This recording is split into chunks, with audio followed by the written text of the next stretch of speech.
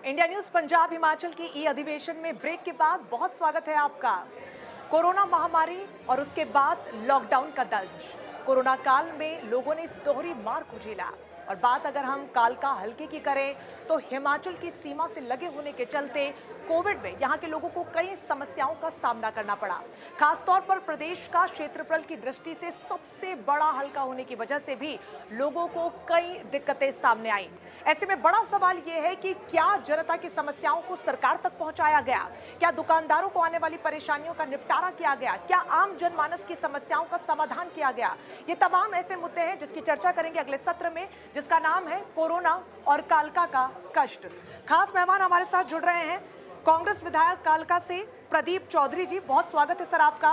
और सत्र को आगे बढ़ाएंगे मेरे सहयोगी Atul Pratap Singh. Over to you Atul. तो धन्यवाद रंजना। अब कालका पर भी हम लोग आज जिक्र करते हैं, चूंकि अधिवेशन में लगातार आप देख रहे हैं कि कोरोना काल के बीच में हुई जो चुनौतियां पेश आई हैं उनसे कैसे निपटा गया। और अब कालका के विधायक प्रदीप चौधरी जी हमारे साथ जुड़े हुए हैं, उनका मैं रुख कर लेता हूं। बहुत स्वागत है सबसे पहले तो प्रदीप चौधरी जी आपका इंडिया न्यूज पंजाब के इस ई अधिवेशन में। प्रदीप जी, कोरोना काल के बीच में निश्चित तौर पर चुनौतियां बहुत बड़ी थीं और एक विधायक होने के नाते अगर मैं शुरुआत करना चाहूं तो सबसे बड़ा चैलेंज आपके सामने क्या था और कैसे उस चैलेंज से निपटते हुए लोगों की बात को आपने आगे तक बढ़ाया और लोगों की मदद की? कोरोना की जो पहली लहर थी, उस कोरोना की महामारी की चपेट में जिन लोगों ने अपनी जान गंवाई, सर्वप्रथम तो मैं उनको शत नमन करता हूं और उनके परिवारों के प्रति हार्दिक संवेदना व्यक्त करता हूं। जब कोरोना पहली बार आया उस समय जो सबसे बड़ी हमारे यहाँ चुनौती थी या समस्या थी वो थी राशन की, क्योंकि हमारा जो क्षेत्र है कालका, पिंजौर और रायतन का क्षेत्र जो है वो तकरीबन जो है हिमाचल के साथ सटा हुआ क्षेत्र है। लोग हमारे यहाँ फैक्ट्रियाँ बहुत कम हैं। लोग ज़्यादातर हिमाचल में धंधे जो कारोबार या फैक्ट्रियों में अपना काम करके अपनी जीविका जो कमाते थे, उस समय ऐसा दौर आया कि लोगों में एक बहुत बड़ी दिक्कत परेशानी आ गई। जो लोग रोज़ खाने पीने वाले कमाने वाले थे वो अपने घरों में कैद होकर रह गए।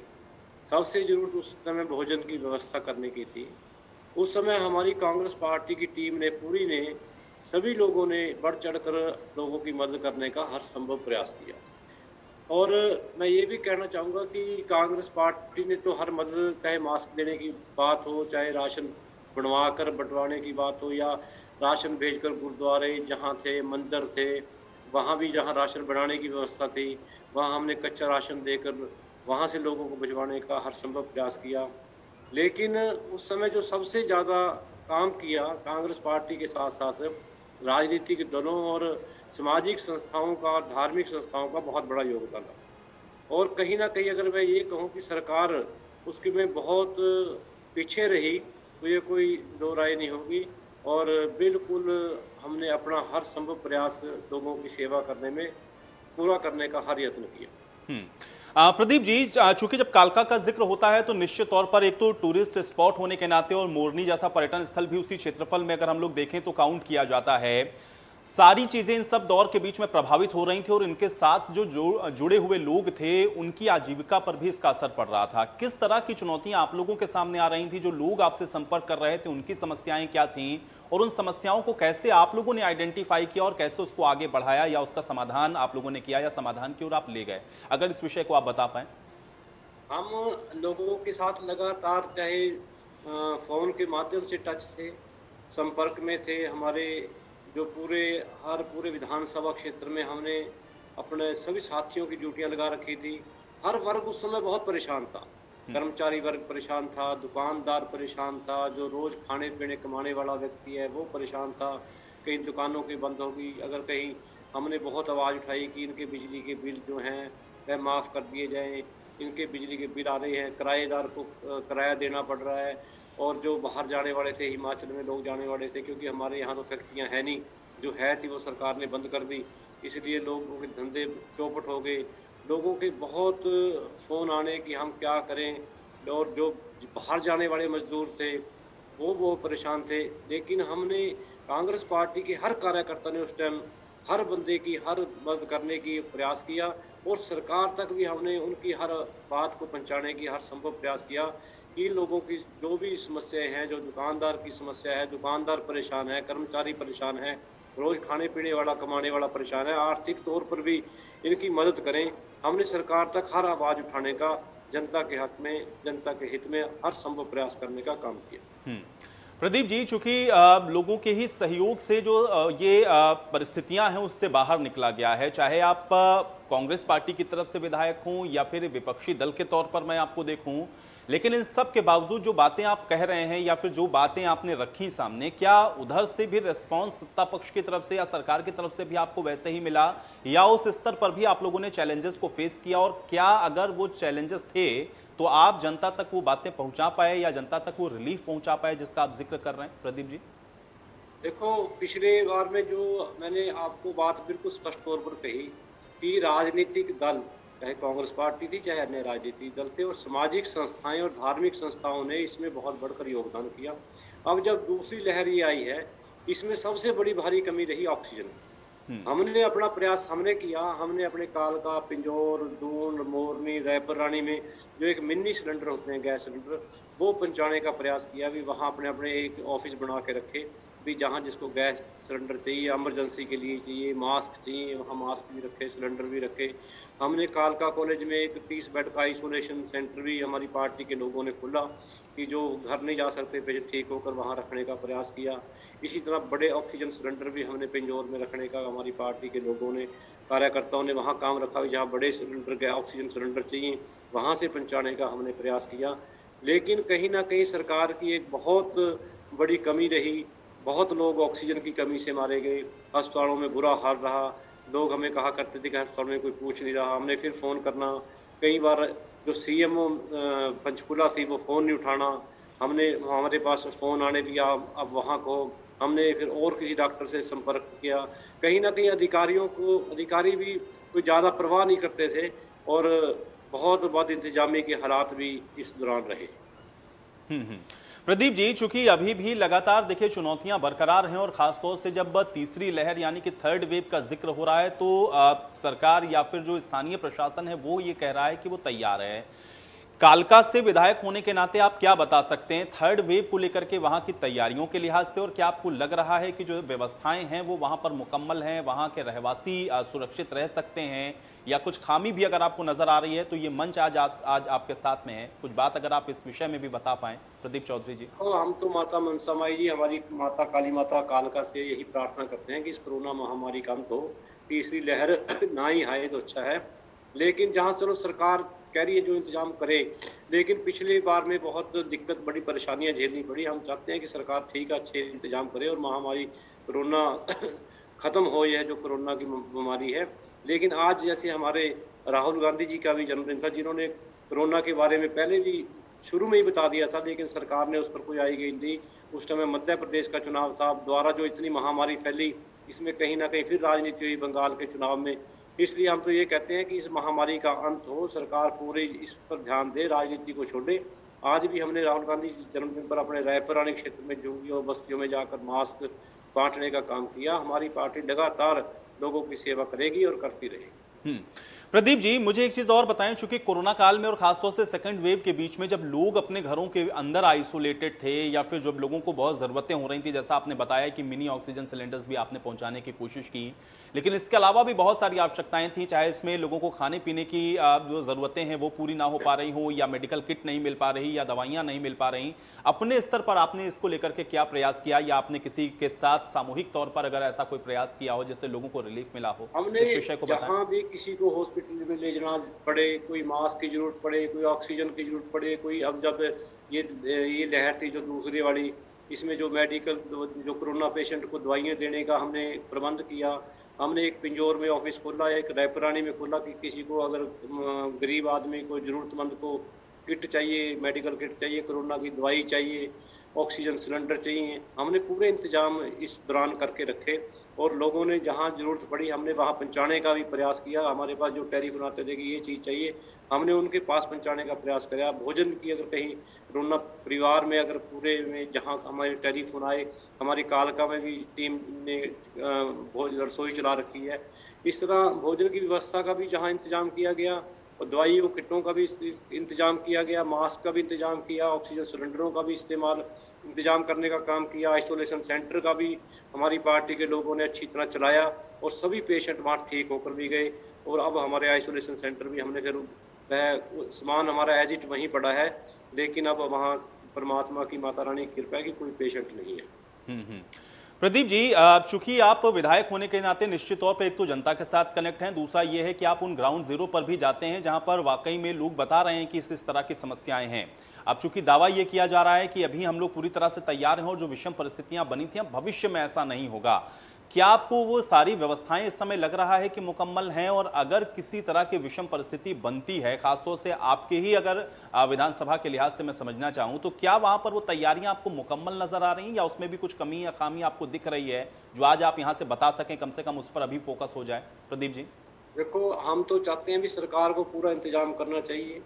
सरकार इस पर विशेष तौर पर ध्यान दे, राजनीति छोड़ के हर क्षेत्र में लोगों की सेवा करने की, लोगों की जो बीमारियां, जो समस्या आने वाली है, अगर तीसरी लहर आती है तो सरकार को पूरी चौकसी के साथ हर तरह तैयार रहना चाहिए, लोगों की उम्मीदों पर खरा उतरना चाहिए। और हम, जहां तक हमारी कांग्रेस पार्टी का सवाल है, हम तो सेवा करेंगे। अगर कोई ऐसी परमात्मा करे ना बीमारी फैले और ना तीसरी लहर आए, अगर कोई ऐसी छोटी मोटी दिक्कत आती है तो हम जनता की सेवा में पूरी तरह समर्पित हैं। चलिए प्रदीप जी, आप तो इस बात को कह रहे हैं कि देखिए इस पर किसी को राजनीति नहीं करनी चाहिए, लेकिन इस विषय पर खूब राजनीति हो रही है और वो हम लोगों ने भी देखी है। और खासतौर से सरकार या सत्ता पक्ष की तरफ से भी ये बात बार बार कही जाती है कि विपक्ष की भूमिका इस महामारी के दौर में जो होनी चाहिए थी वो नहीं है, सिर्फ नेगेटिव पॉलिटिक्स करनी है या फिर सिर्फ इस बात को लेकर के अपनी राजनीति को कहीं ना कहीं चमकाना है। विपक्ष की भूमिका को कैसे देखते हैं आप इस कोरोना काल के बीच में, ये भी मैं थोड़ा आपसे समझना चाहूंगा। हमारे देखो, हमारी राष्ट्रीय अध्यक्ष रहे राहुल गांधी जी, प्रियंका गांधी जी ने बहुत इसमें काम किया। मजदूरों को भेजने की बात हो, बसों के इंतजाम की बात हो, पूरे हमारे, अगर मैं देश की बात ना अपने हरियाणा प्रदेश की बात करूं, हमें हमारी हमारी अध्यक्षा बहन हमारी शैलजा जी, हमारे सीपीएल के नेता भूपिंदर सिंह जी हुड्डा लगातार हमसे संपर्क में रहते थे कि आपको कोई दिक्कत परेशानी है। वहाँ से भी जो हमने उनको भी बताया कि चाहे डीसी साहब को बात करनी है, हम लगातार ऑफिसरों के संपर्क में रहे। हमारी पार्टी ने बहुत बढ़ चढ़कर काम किया, नेगेटिव की बात नहीं, हम तो लोगों की सेवा की। जहाँ भोजन की व्यवस्था करनी थी हमने भोजन पहुँचाने का काम किया, दवाइयों की बात थी, हर जगह हमने लोगों के बीच रहे। पूरे कोरोना काल में हमारे क्षेत्र के लोगों के बीच रहे, उनकी हर तरह से जरूरत पूरी करने की। मजदूरों को कहीं अगर भेजना पड़ा, वहाँ हमारी पार्टी ने हर संभव प्रयास करने का काम किया। ऐसा क्या कौन कहता है कि हमने नेगेटिव काम किया? हमने पूरा लोगों के बीच में रहकर लोगों की सेवा करने का कांग्रेस पार्टी ने काम किया।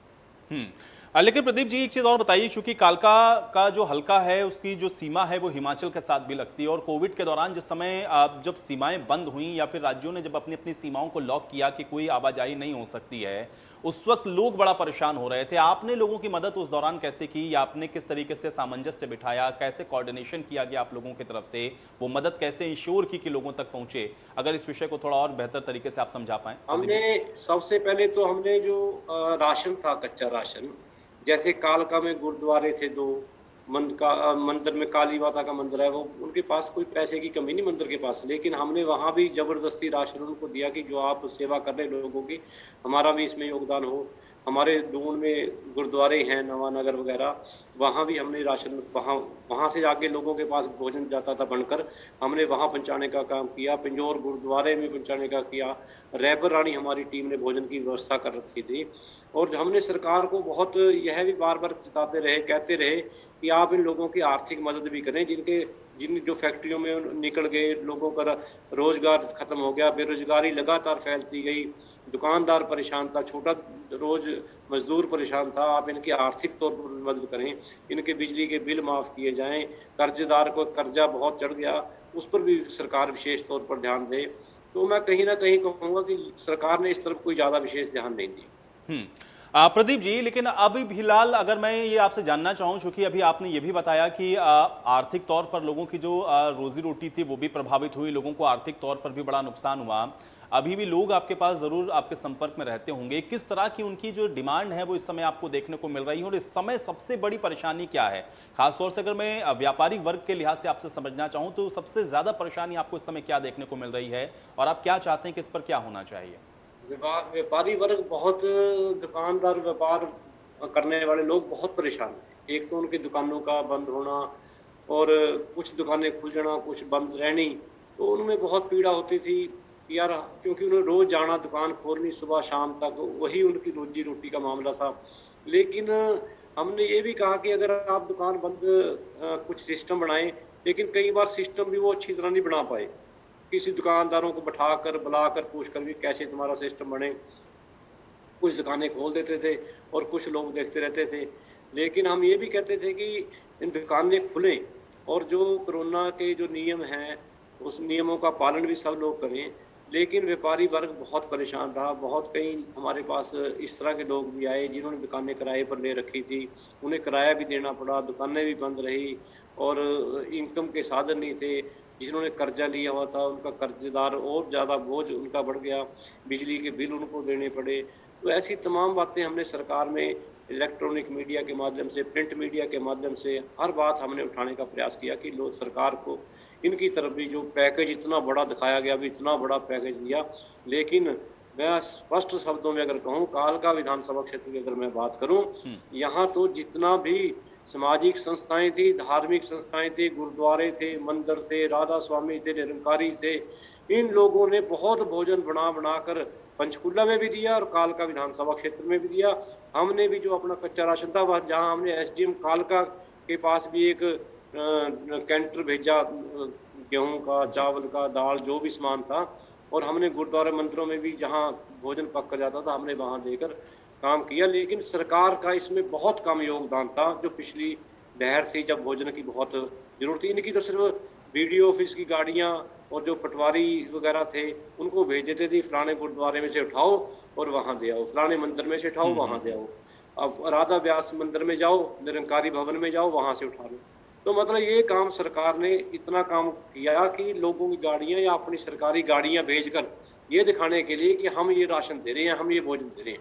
लेकिन बनाने वाले लोग, जो मैंने आपको बताया कि संस्थाएं। बिल्कुल। लेकिन प्रदीप जी, अभी भी सबसे बड़ी चुनौती के तौर पर आप क्या देखते हैं? चूंकि लोगों के साथ जाहिर बात है कि आपका लगातार कन्वर्सेशन हो रहा होगा, लोग आपके पास आ रहे हैं, आपने व्यापारी वर्ग का भी अभी यहां पर जिक्र किया, लेकिन अभी इस समय मौजूदा दौर के अंदर सबसे बड़ी चुनौती आपको क्या नजर आ रही है और आपको क्या लग रहा है, लोग किस तरह की परेशानी लेकर आपके पास आते हैं? आज सबसे बड़ी चुनौती बेरोजगारी, आर्थिक मंदी है, बेरोजगारी है, बहुत लोग टूट चुके हैं। तो मैं तो ये कहना चाहूँगा कि रोजगार के साधन किस तरह उपलब्ध कराएं, या किस तरह हमारे जो युवा हैं उनको कैसे रोजगार के साधन, या उनको कोई ऐसी कोई स्कीमें बनाई जाए कि वो काम धंधे करने के लिए उन्हें अच्छा लोन मिले। जो व्यापारी वर्ग, दुकानदार वर्ग। चलिए, बहुत शुक्रिया प्रदीप जी हमारे साथ जुड़ने के लिए और इस बातचीत के लिए। तो प्रदीप चौधरी को आप अभी सुन रहे थे और इंडिया न्यूज पर लगातार ये अधिवेशन जारी है। फिलहाल एक छोटे से ब्रेक के लिए यहां पर रुकेंगे, फौरन वापस आते हैं।